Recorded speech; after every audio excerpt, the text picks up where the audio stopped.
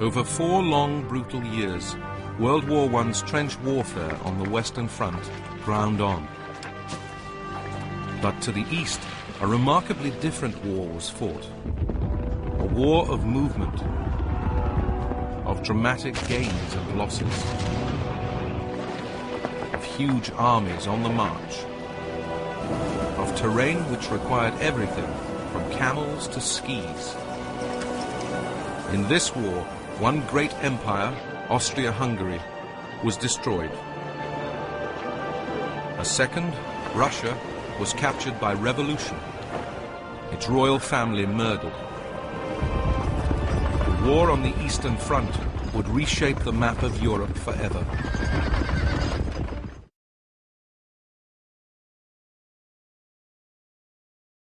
In August 1914, 2 emperors, full of pomp and circumstance, strutted like peacocks on the stage of Central Europe. The first was Kaiser Wilhelm of Germany, whose own grand ambitions were matched by the ambitions of his nation's ruling classes.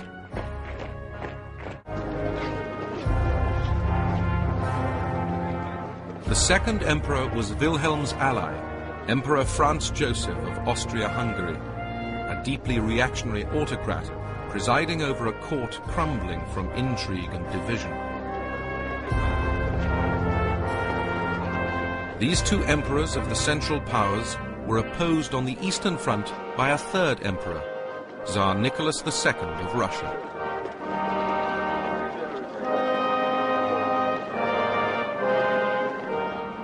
The immediate spark which had set these 3 empires, Germany, Austria-Hungary and Russia, on the road to war was the assassination of Archduke Franz Ferdinand of Austria by alleged Serbian nationalists.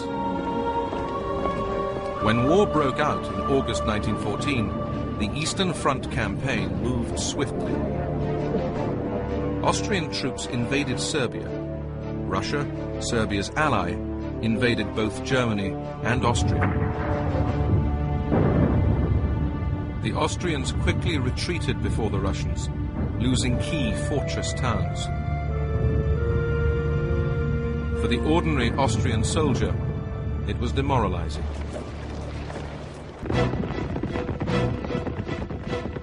While the Russian army smashed the Austrians, it came badly unstuck against the Germans. In late August, at the Battle of Tannenberg, 50,000 Russians were killed or wounded, 100,000 taken prisoner. One British observer noted, "The sight of thousands of Russians driven into 2 huge lakes and swamps to drown was ghastly, and the shrieks and cries of dying men and horses will not be forgotten." The German victory made the reputation of its 2 architects, Generals Paul von Hindenburg and Erich von Ludendorff, who became idolized as the nation's saviors. The early battles on the Eastern Front persuaded Hindenburg and Ludendorff that the Russian army would be easy meat. Ludendorff began to dream of a great German empire to the east. But British observers had noted the strength of the Russian fighting spirit. Individually, the Russian soldier is the finest soldier in the world. He puts up with cold and hunger and suffers hardships without a word of complaint. But in taking on both Germany and Austria, the Tsar was asking much of his soldiers. In late September 1914, the Germans, brimming with confidence that the Russian army would roll over, invaded Poland, which was part of Russia's empire. It looks very tempting to attack Poland, which after all juts out far into German territory, and if you attack the Russians from the north and the south, then you might catch a lot of them in the bag in the middle. And that is the essential strategy of the Germans in the last few weeks of 1914 in the east. But the German army had been weakened by the demands of the Western Front, and the Russians now hurried to reinforce the Polish capital, Warsaw. The Germans crossed the Vistula on the 9th of October and closed in on Warsaw. To German surprise, the Russians succeeded in their defense of Warsaw. And as the German army retreated, the Russians, keeping up this bewildering war of movement, attacked again. In response, fresh German troops were sent into Poland to intercept the Russian advance. The result, in November, was the Battle of Łódź. The Russians were the losers at Łódź. 150,000 men were captured. But the Germans also suffered, with 130,000 casualties. German commanders now realized that their Russian counterparts had no scruples in throwing unlimited numbers of men into battle. But how long could it possibly last? By the end of 1914, a staggering 1.8 million Russians had been killed, wounded, or taken prisoner.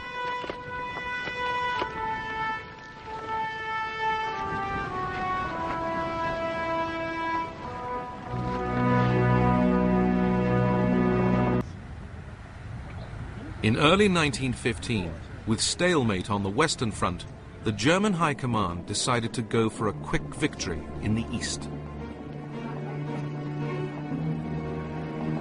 The Austrian army was to support the German offensive by launching an attack on the Russians in the Carpathian Mountains.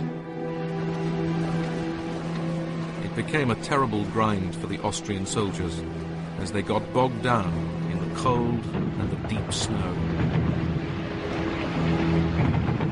The fighting in the Carpathians, thanks to the difficulties of the ground and the severity of the season, demanded the greatest effort and suffering of which our army was ever capable.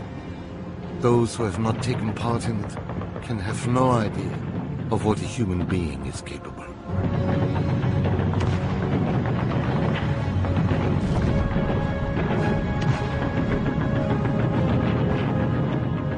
After 2 weeks, the Russians halted the Austrian attack. But despite this success, the Russian commander in the Carpathians, General Alexei Brusilov, who would become the key Russian general of the war, knew that the terrible casualties of the early months were taking their toll.